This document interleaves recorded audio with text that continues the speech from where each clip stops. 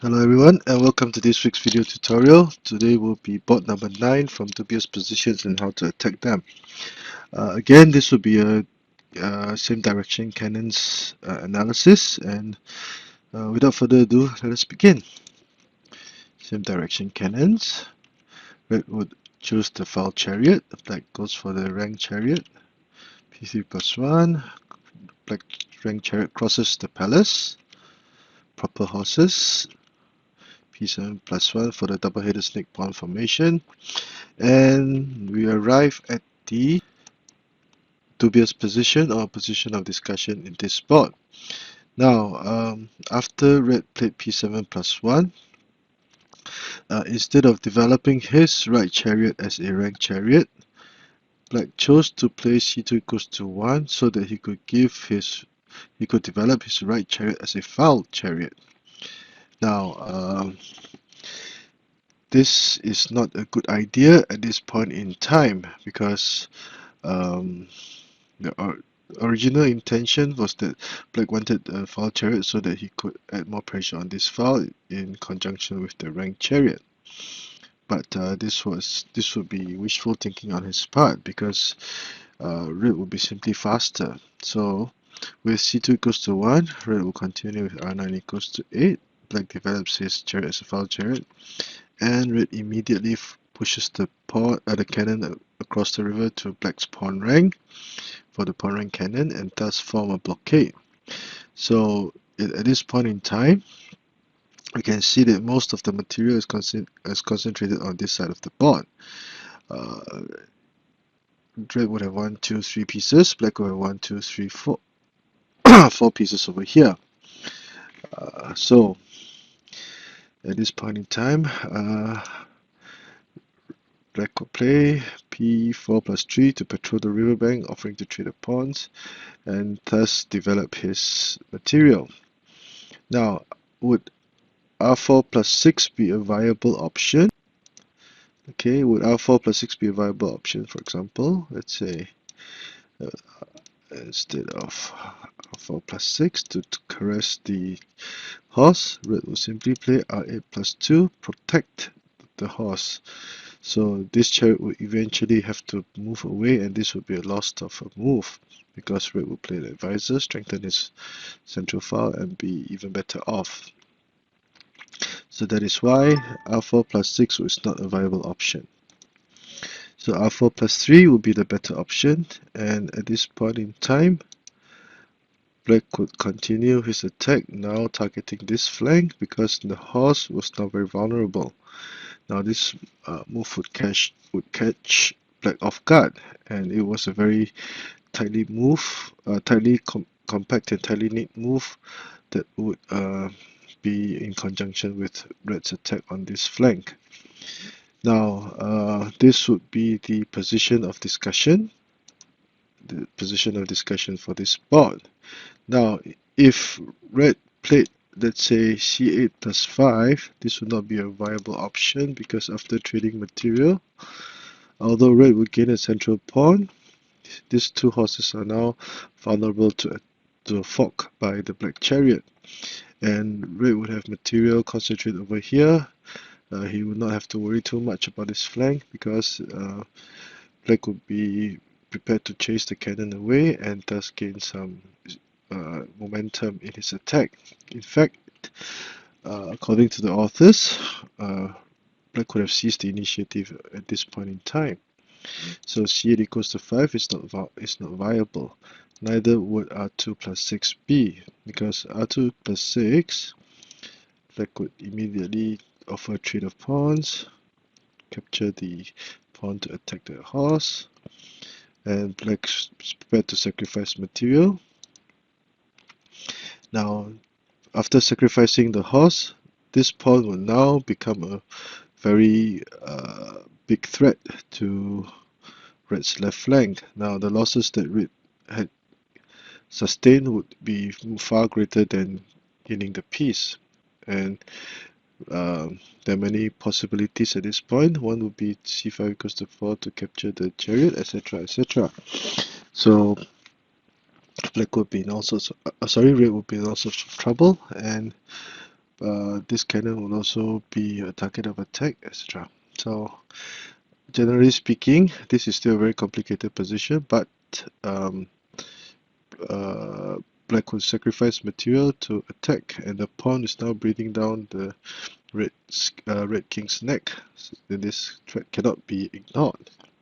So r2 plus 6 is not a good idea. Instead, r2 plus 8 would be a much more viable option, whereby red would play r2 equals to 3, etc. to harass the third rank. Now, at this point in time, there were two main variations. The first would be p3 plus 1, then the second would be to play p7 plus 1.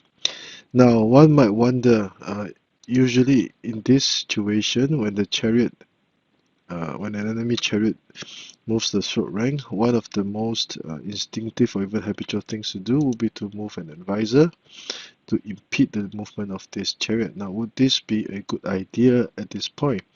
Now, in the variation given in the book was quite interesting, quite complicated, and full of surprises. So let us see what they had. R2 equals to 3, R2 equals to 3 to threaten the horse, and black would play C5 equals to 4. This would be black's attempt of trying to protect this horse indirectly, because if red captured, black could now play r4 plus 7, whereby now black could be attacking both chariots at the same time. This cannon will be attacking the red chariot here, while this cannon will be attacking the red chariot over here. But red would have a very nice move of r8 plus 5 to deliver a check, which black must reply to. So let's say if you moved an advisor, moved an elephant, this would deliver a check and retrieve of material. The cannon will now be placed in mortal danger, and red would have saved his chariot. Now there's still many other complicated scenarios, but generally speaking, red would gain material and a winning position because of after this trade. So a4 plus 5 is not a good idea. So let us go to variation A, p3 plus 1. Now, obviously, there was no way out for black in this situation because red was already breathing down his neck. So if he defended passively, black would be in all sorts of trouble. So p3 plus 1 will be variation A, and red traverses the chariot to attack the enemy horse on this flank instead of this horse. This is a very precise counter. Now, c8 equals to 3 would not be a viable option, even though red would try to formulate an attack on this flank, because black would refuse or protect his elephant in this manner, and after trading material, red's offense would suddenly have weakened. So this chariot would now not be able to do much, and black can be very satisfied with this situation. So r2 equals 7 would be a better move than c8 equals to 3. And faced with the red attacking the horse, there will not be any good spaces. It would be recommended for black to play r2 plus 2. Retreating the horse to the centroid to link them up is not a good idea, because black would now play c8 equals to 7 and continue threaten to play r7 equals to 6 for a smother cannon checkmate. So there's this threat now. Black would trade material, and red will gladly accept. The threat of r7 equals 6 would still not have been eliminated, and if r7 equals 6 were played, there was a high possibility of black losing the chariot. So black will be unable to find a way out in this situation. Now, if let's say black tried to play c2 equals to 1 to move the elephant, red would continue his aggressive attack with r8 plus 5, threatening to push the pawn across the river for attack. Again, red would have the advantage in this situation. Hence, h7 minus 5 would not be as good as r2 plus 2 to protect and sacrifice the elephant instead of the horse. c8 equals to 7. Still, red will still offer trade of material, and black was forced to trade this chariot. He cannot play p3 plus 1, thinking that the cannon would now be protecting the chariot, because if he did, red would happily trade material and then corner the cannon, threatening to capture the elephant at the same time.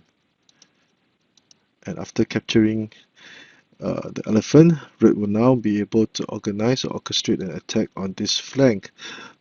Black's position is now very vulnerable and weak, and his position will immediately collapse. There are many tactical options available for red to continue, and usually discovered checks or discovered attacks to gain material is one of the commonly used tactics. So p3 plus 1 is not viable. E7 minus 8. Red will now play h3 minus 5. p7 plus 1, which is a very good move. The black chariot that would not there, otherwise it would be lost. And red would immediately gain a winning position. So r4 equals to 3 is not possible, and black will be forced to move the chariot away, and red will protect the pawn and be prepared to play h8 plus 7. Black will still have to deal with the issue of the central horses congesting his palace. So red would have an overwhelming advantage at this point in time. So this would be variation A. Now in variation B,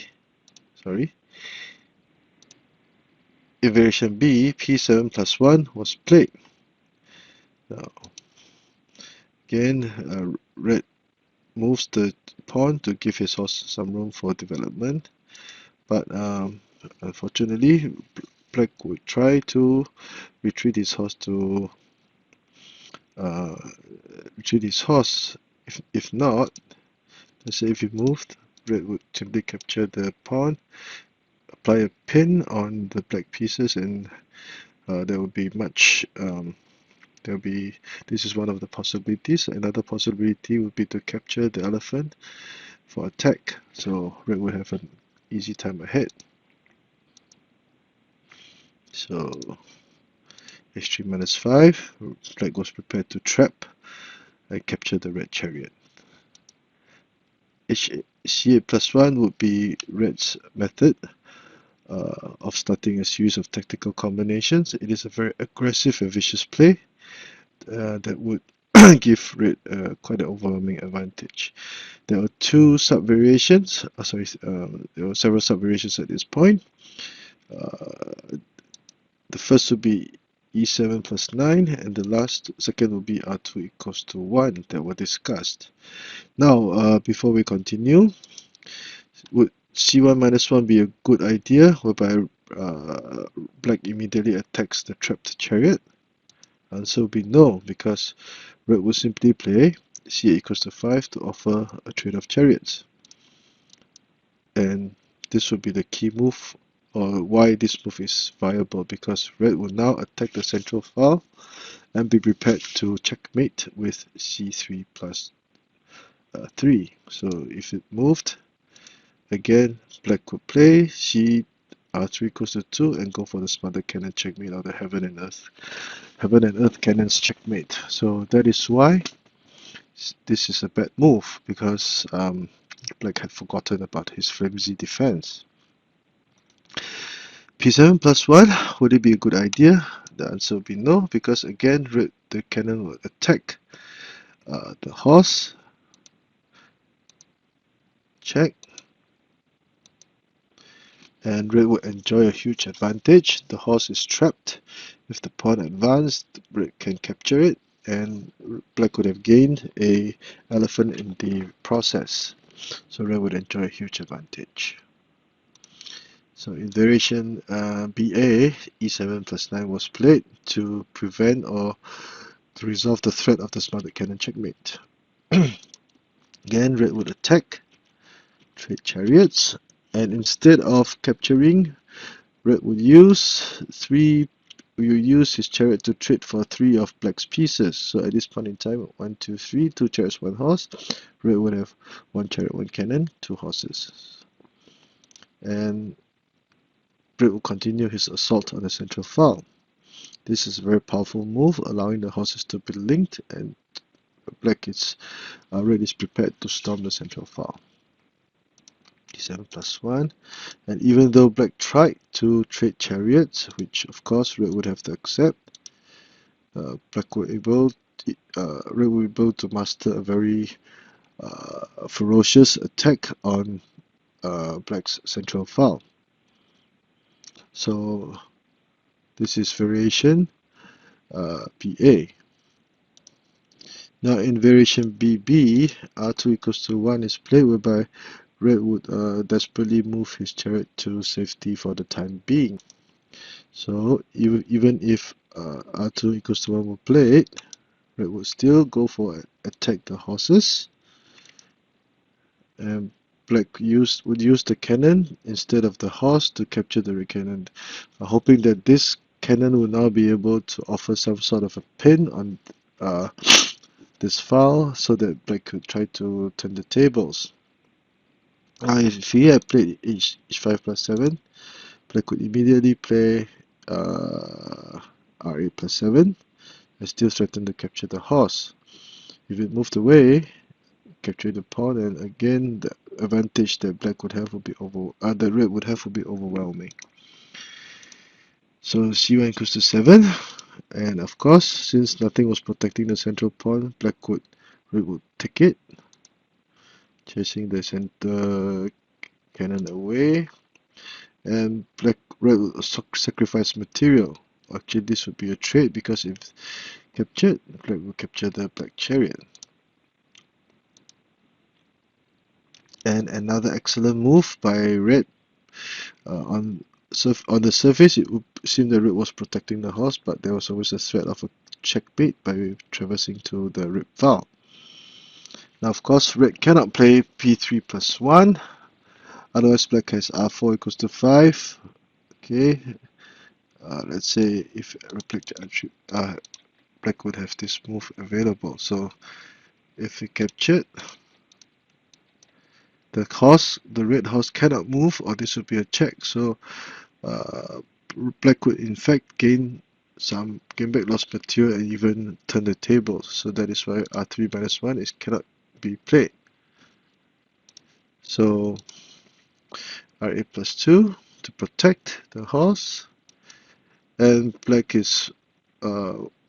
would try to salvage his situation, because the pin Red's central cannon is simply too powerful. Now this is perhaps the best move for Black in this situation. p7 plus 1 will not work, because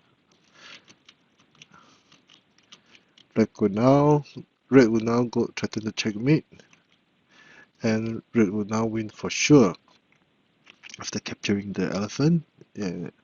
r3 plus 7 followed by r3 equals to 4 would be a checkmate that Black cannot resolve.